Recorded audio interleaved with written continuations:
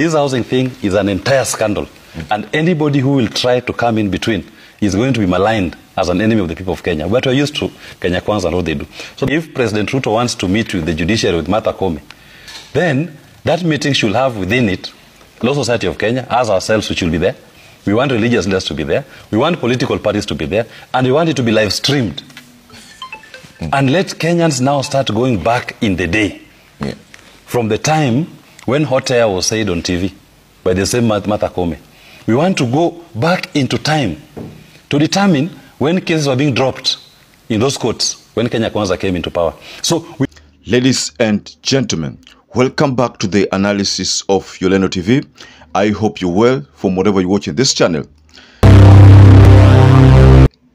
Now, WILLIS OTIENO has resurfaced, this time round going directly after KOOME and William RUTO over this debate that is going on about a meeting and this constant attack from William RUTO regarding the corruption that is going on in the judiciary.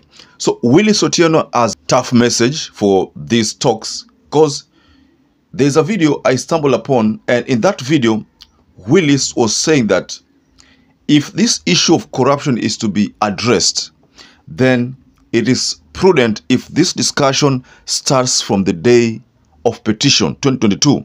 That is the time that he says that this whole drama should start from, because he talks about bags of money being dished out. He talks about decision that was made there that was, was influenced by money. So in a very, very long statement, WILLIS OTIENO defended the position of Azimio. So I'd like to share with you that video, but before I do that, I kindly encourage you to support this channel by subscribing and giving this video a like. Remember, if you give this video a like, YouTube shares it to other people who are not part of our platform. Now, thanks again for all those viewers who have supported this channel by subscribing and liking. So I want to first of all show you this video where WILLIS OTIENO decides to castigate William RUTO and KOOME. Na ukiangalia hiyo video vizuri utapata kama ni kama anasema kuna mchezo, because kama if at all wanataka kusolve hii problem, then hii problem lazima ianze wakati wa presidential petition, kwa sababu according to yeye anasema kwamba ile decision wakati ule ya kina KOOME, ile mambo ya hot air and the like, was quite biased. The decision, from the way it was unleashed or from the way it was released, that decision, it was not one that was professional. That is according to him. It was not one that had respect for the petitioners because of the hot air and wild goose chase remarks. So just stick by and watch this video. That's why if you ask any of these two gentlemen and a lady, what will be the revenue estimates from the housing levy, none of them can tell you, because it doesn't appear in the appropriation bill. It only appears for the first time in the Finance Act. So what revenue measure is it going to fund? That is where their problem is. And the courts, if you look at the decision of the court from paragraph 132 to 136, they try to bring that out, that all this thing was illegal from the beginning. So where is even this fund being paid into? Because it can't be paid to the consolidated fund without a voted. And if you pay to the consolidated fund, the control of budget will never approve of it to go out, because there's no voted in it. There was no appropriation made at the beginning of the financial year for it. Hence, you see the fight was started with the control of budget.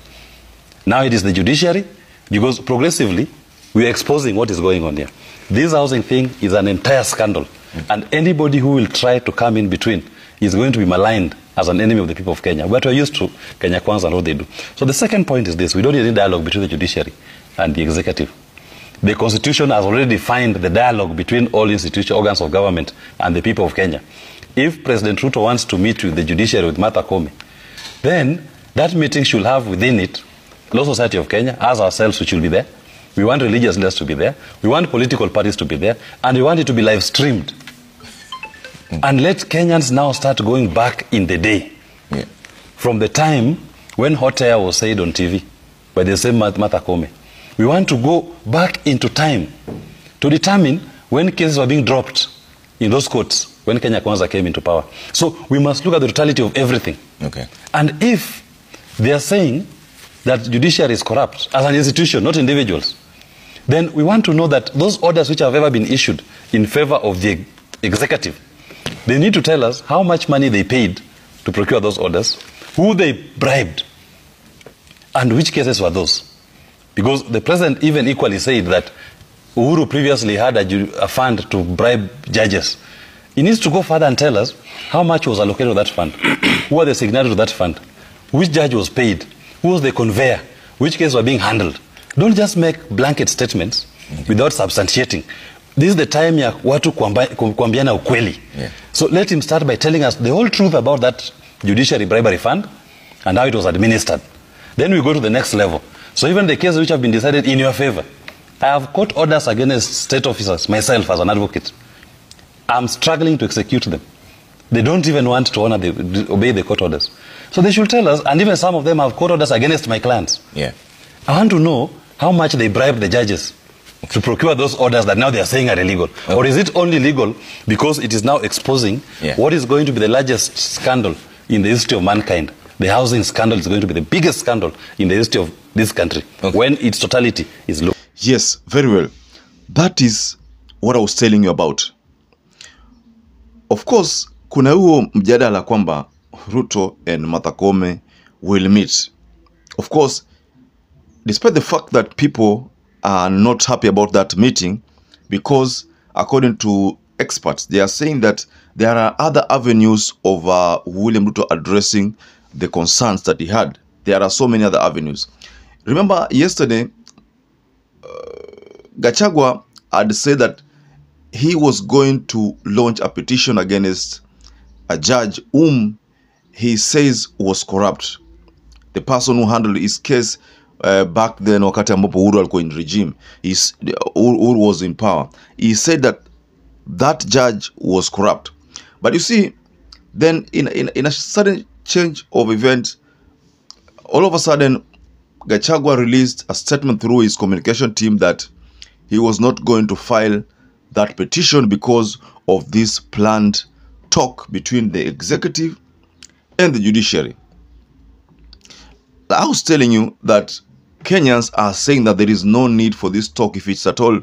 The main intention is to have the evidence that William Ruto was talking about. Is if the main reason is to unleash that evidence to Martha Koome so that she can go through it, then people are saying that there is no need to talk.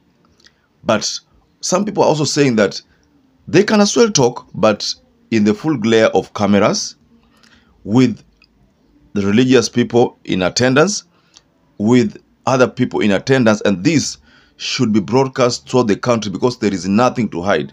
If at all there is, it means well, for the nation, then there is nothing to hide. That's what many people are saying. So as to whether that's going to happen, I don't know. It's just a matter of time before we find out whether it's going to be possible to have that meeting in the full glare of cameras, or William Ruto will choose to have it behind closed doors.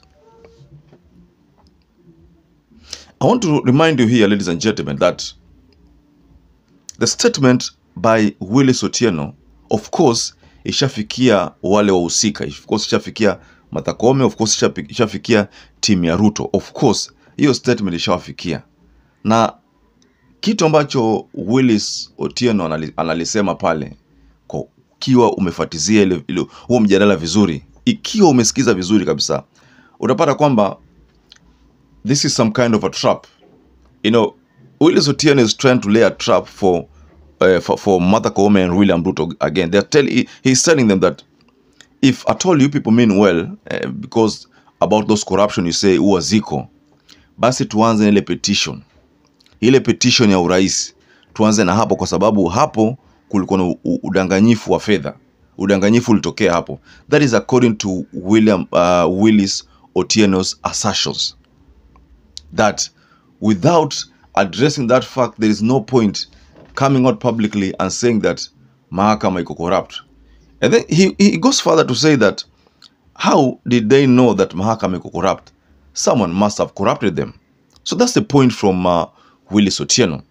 So I don't know, what do you think about this demand by Willis Otieno kwamba if at all hii mahakama, the corruption ambayo inasemekana is to be solved, basi lazima ianze kule wakati wa ile petition, presidential petition, wakati ule ambapo ulikuwa unasikia ile piki ponki during that submission, ianze wakati huo hadi sahihi, because that is the time William Ruto was taking over. So ianze wakati huo hadi sahihi. That's what Willis Otieno is saying. Now, ladies and gentlemen, I'd like to raise my case here, but what do you think about this request? Just go below the comment section and tell us about this request from Willis Otieno. Now, perhaps if you're watching this video and you've not subscribed, please take 1 second, go there. There's a button written subscribe and hit it once. And don't forget to like this video, and you can also share this video. To those who supported us before by liking, subscribing, or sharing our videos, I want to state here that I'm forever grateful for that support, because without that support, this channel cannot grow. So until you catch up again, stay safe and stay blessed.